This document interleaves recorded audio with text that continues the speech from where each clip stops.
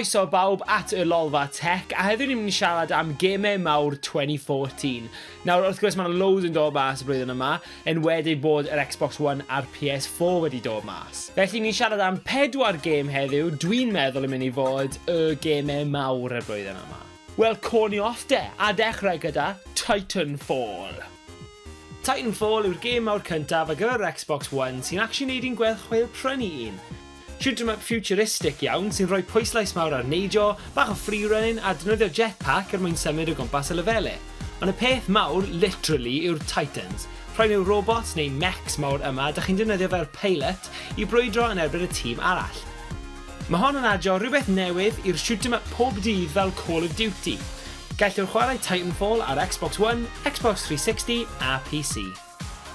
Explosions, guns, pobl yn marw, mechs. Like, mechs, man, come on, like, pimp mas o pimp. Nawr am gêm oedd fod bod mas blwyddyn diwetha, ond yn actually dod mas y blwyddyn yma nawr, sef Watch Dogs.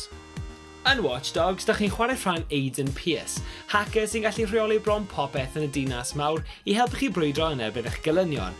Wrth defnyddio'ch sgiliau dy tech ac arfau, da chi'n proper badass. Nid yn unig yn y gêm a gelynion, ond rhai sy'n pobl go iawn. Gallu neidio mewn i gêm rhywun arall a chwarae rôl y bad guy gen ceisio hacio nhw neu jyst lladd nhw am y lulls. Dod at bron pob platform yn fuan iawn. Ie, o'n i'n meddwl bod yn edrych yn alright, ti'n mwyn eitha Assassin's Creed-like, ond na, 4 mas o 5 i fi. Nawr i'r boys PlayStation, dyma Infamous Second Son. Gêm newydd yn y cyfres mawr Infamous, mae Second Son yn edrych yn eitha cool. Yn y gêm ma, ydych chi'n chwarae fel dyn sydd wedi darganfod bod ganddo superpowers, fel y welwn yn y clips ma wrth defnyddio tân. Dych chi'n defnyddio rhain i brwydro yn erbyn y gelyn sy'n ceisio rheoli'r conduits, sef y pobl gyda'r pwerau yma. Mae'n combat-centric iawn, ond mae'r finish moves yn edrych yn eitha sick. Mas ar y PS4 yn unig ddo, sorry Xbox lads. The graphics are really nice, ond mae'r gameplay yn edrych yn eitha repetitive, so fi'n mynd i rofe 3 mas o 5.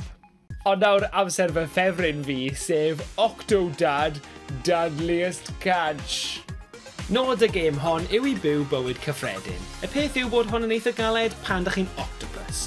Y peth yw, does neb yn eich teulu yn gwybod bod chi'n octopus, felly mae angen ceisio gwneud tasgau normal iawn fel siopa mewn ffordd dynol iawn.